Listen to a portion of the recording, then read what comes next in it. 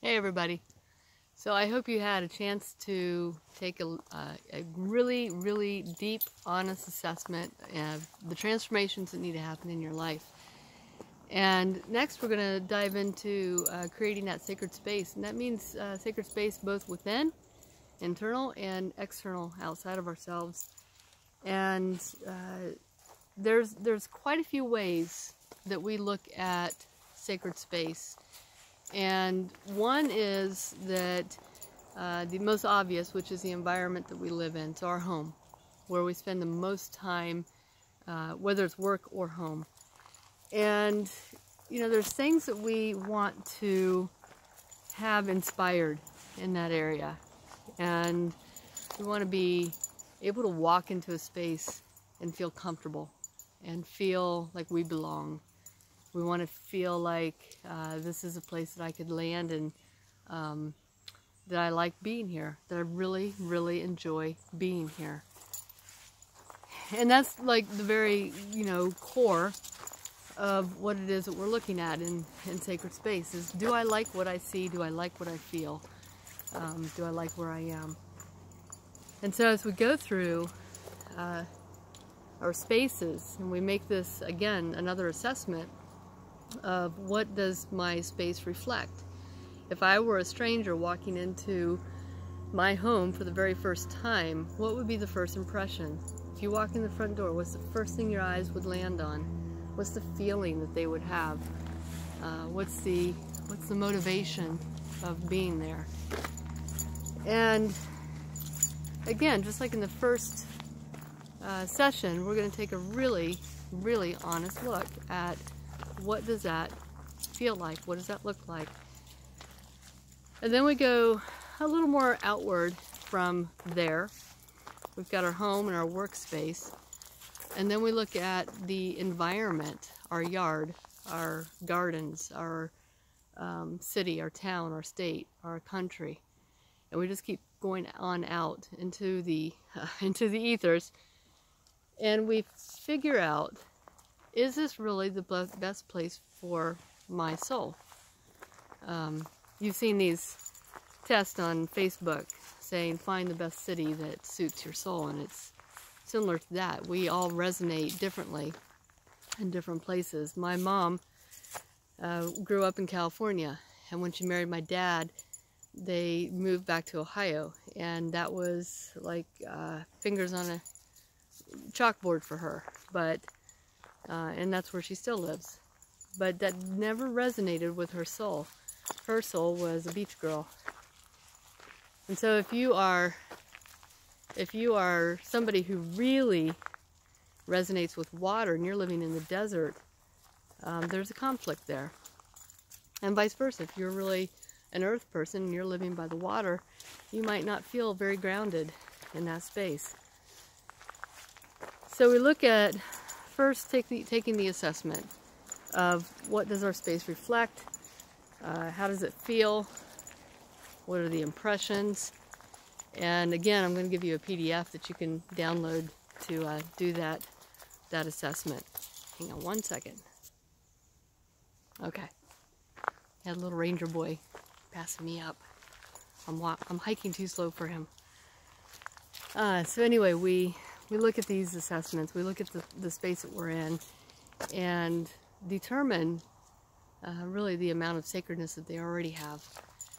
And then we work with the medicine wheel, bringing in the energies of the directions into our space. We work with elements, we work with colors and chakras and emotions, our senses, and we bring to life this sacred space that we have. And however that looks, and it's going to look differently for each person. So, you know, what looks sacred to me is going to be completely different than what looks sacred to you. And this is where some people have a hard time with this one, because you share space with other people. And those other people have their own sacred idea of what space should look like or feel like. And so it's really important to, one, have a conversation with those people and have some kind of area where you guys can come into the middle and both or multiple people are able to be heard and seen and are able to contribute to that sacred space. I will also say that the sacred space is directly influenced by the relationships too. If you're in an unhappy marriage, your sacred space is going to carry an undertone of that emotion. So super important to consider that into your factoring of your sacred space as well. And if you have people in your life and there's not a way to make the entire house sacred and creative, then get one space, one corner, one room, whatever you can work into your life, and create that place where you can go and you can do your work. You can sit in silence, you can write, you can sit there and be inspired. And it's a way for you to connect to Spirit, to God, or whatever you want to call that source, that infinite source.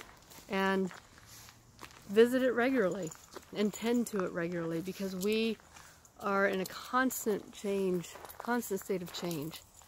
And so that space will constantly change and shift also. The internal sacred space is something for us to look at also. It's I see this often in the world of healing arts, where you'll have somebody who is a massage therapist or a Reiki master or some type of healing modality that they do, and that's the external world that they're pushing that out into, but on the inside they're full of fear or they're full of anger, and there's a conflict there. There's it's not congruent. And so being able to really assess that from an honest space also. Sometimes we choose our professions to be the Band-Aid for the wound that's on the inside. Or we choose our relationships to be the Band-Aid. Whatever it might be. So again, getting really honest with, what is my internal sacred space, and what do I need to cultivate in order to make that more sacred. So if you're angry, forgiveness may be the antidote. If you're sad and depressed, then joy might be the antidote. And you find out what that antidote is, and then you start bringing that and cultivating that into your life.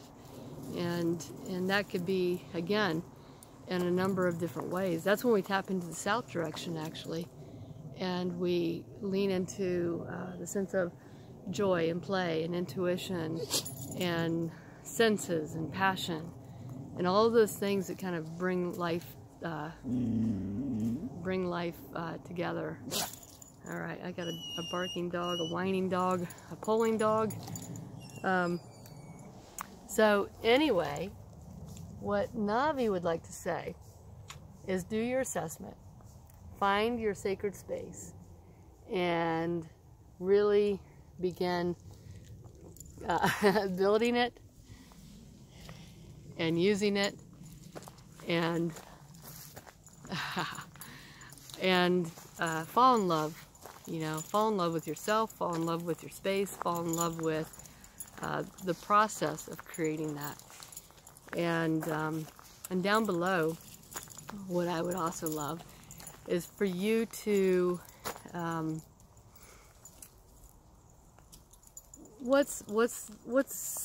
give us a symbol, something that you put into your sacred space that really speaks to you, that says,